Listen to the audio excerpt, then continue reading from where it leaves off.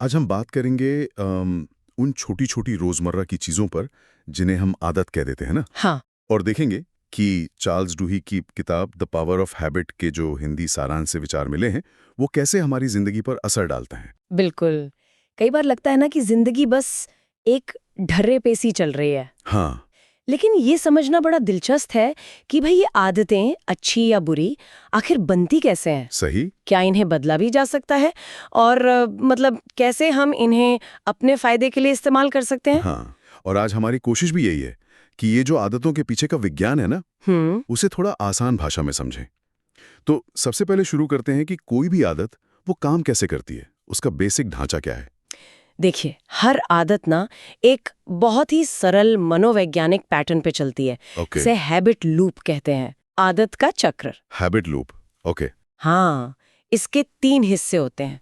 पहला है संकेत, मतलब कि क्यू, कोई भी ट्रिगर जो दिमाग को एक तरह से ऑटो पायलट मोड में डाल दे अच्छा, और बताए कि भाई अब ये वाली आदत शुरू करनी है। जैसे जैसे सुबह का अलार्म? या बिल्कुल, या फोन पर कोई नोटिफिकेशन आया, वो भी एक संकेत है। हाँ, हाँ, इसके बाद आता है दूसरा हिस्सा, रूटीन, यानी वो काम जो हम करते हैं, शारीरिक, मानसिक या भावनात्मक। जैसे अलार्म बजने पर वो स्नूज बटन दबा देना। हाँ, या नोटिफिकेशन देखा और फोन उठा लिया, ये रूटीन हो गया। ठीक है, और तीसरा और शायद सबसे जरूरी हिस्सा, वो है इनाम। रिवॉर्ड। इनाम, हाँ, इनाम जो दिमाग को ये फीडबैक देता है कि भाई ये जो पूरा चक्कर था ना, संकेत, रूटीन, ये याद रखने लायक है, इसे दोबारा करना फायदेमंद है। मतलब वो सेटिस्फैक्शन, वो राहत जो उस काम के बाद मिलती है। बिल्कुल, जैसे स्नूज दबाया तो और सोने का सुख मिल गया, हाँ, या सोशल मीडिया देखा तो दिमागी भटकाव या कनेक्शन महसूस हुआ।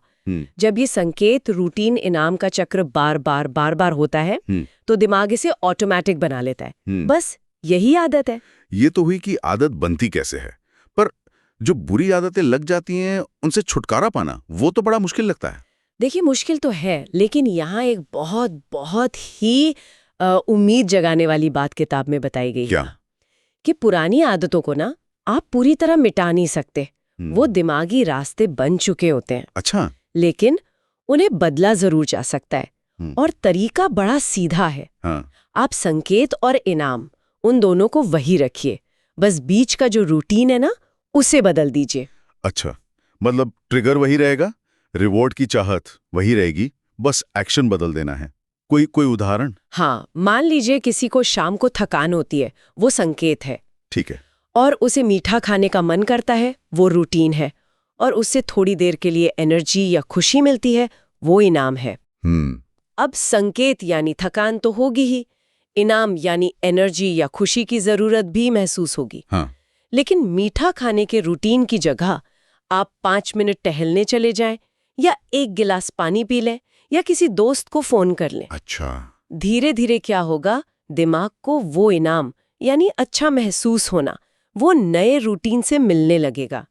इसमें इच्छा शक्ति से ज्यादा ना समझदारी और प्लानिंग काम आती है। ये तो कमाल की बात है। मतलब आदत बदली जा सकती है। बिल्कुल। और कुछ आदतें ऐसी भी होती हैं शायद, जिनका असर सिर्फ एक चीज पर नहीं, बल्कि पूरी जिंदगी पर पड़ता है। हाँ हाँ, उन्हें कीस्टोन हैबिट्स कहा गया है, मुख्य आदतें। Keystone habits. ये वो आदतें हैं जो लगती तो छोटी हैं, पर ये एक तरह का डोमिनो इफेक्ट लाती हैं। एक सुधारो तो कई और चीजें अपने आप सुधरने लगती हैं। यूनि से क्या हो सकती हैं ये? रोज सुबह उठकर बिस्तर ठीक करना, या हाँ बिल्कुल, बिस्तर ठीक करना, रोज थोड़ी देर एक्सरसाइज करना, या अपने खर्चों का हिसाब रखना। अच्छा, ये छोटी लगती हैं, पर इनसे सेल्फ डिसिप्लिन बढ़ता है। फिर शायद खाने पीने का ध्यान रखने लगें, काम पर ज्यादा फोकस कर पाएं। इनकी असली ताकत इनके इनडायरेक्ट असर में है। एक सही कीस्टोन हैबिट चुन ली तो कई दूसरी दिक्कतें अपने आप कम हो सकती हैं। और ये जो इच्छा शक्ति वाली बात है, विल पावर, अक्सर लगता है बस यही कम पड़ जाती है। हाँ, ये भी एक मजेदार बात है। इच्छा शक्ति कोई जादू नहीं है। अच्छा, इसे ना एक मसल की तरह समझे।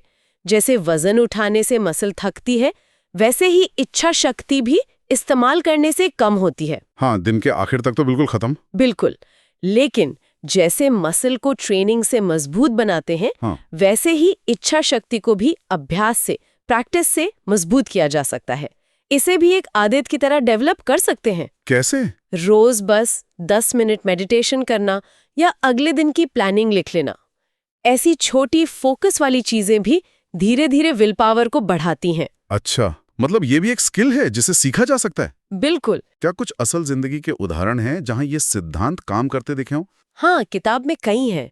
जैसे स्टारबक्स का उदाहरण है। उन्होंने अपने कर्मचारियों को ट्रेनिंग दी कि जब कोई मुश्किल ग्राहक आए हाँ। तो तनाव में कैसे शांत रहना है, क्या बोलना है। एक तय रूटीन बना दिया उसका। इससे उनकी सर्विस क्वालिटी बढ़ गई। अच्छा। या फिर अल्कोहलिक्स एनोनिमस जो समूह है, हाँ, सुना है। वो नशे की लत का जो पुराना रूटीन है ना, उसे समूह के सहारे और एक हायर पावर में विश्वास, इस नए रूटीन से बदलते हैं। यहाँ तक कि कंपनियां भी, जैसे प्रॉक्टर एंड गैम्बल ने फैब्री स्प्रे बनाया। हाँ, वो एयर फ्रेशनर। हाँ, उन्होंने उसे लोगों की सफाई की आदत के बाद मिलने वाले इनाम से जोड़ा। मतलब सफाई पूरी हुई, अब स्प्रे करो और ताजगी का इनाम पाओ। अरे वाह, मतलब आदत के लूप में फिट कर दिया। बिल्कुल। तो ये दिखाता है कि ये आदतें कितनी पावरफुल है, पर्सनल लेवल पर भी और बड़े स्केल पर भी। तो सार ये है एक तरह से कि हमारी जिंदगी जो है वो काफी हद तक हमारी इन रोज की आदतों का ही टोटल है। बिल्कुल सही कहा। हर रोज की छोटी छोटी आदतें या तो हमें हमारे गोल्स के पास ले जा रही हैं या उनसे दूर। और बदलाव का पहला कदम क्या है?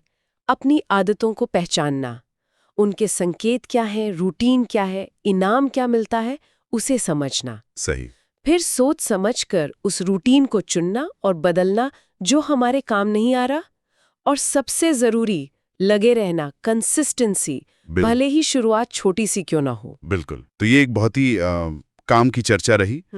और जाते जाते अपने श्रोताओं के लिए एक सवाल छोड़ जाते हैं। हाँ। ऐसी कौन सी एक छोटी सी कीस्टोन हैबिट हो सकती है जिसे अगर वो अपना लें तो शायद उनके जीवन के कई हिस्सों में अपने आप ही पॉजिटिव बदलाव आने लगें? इस पर जरूर सोचिएगा।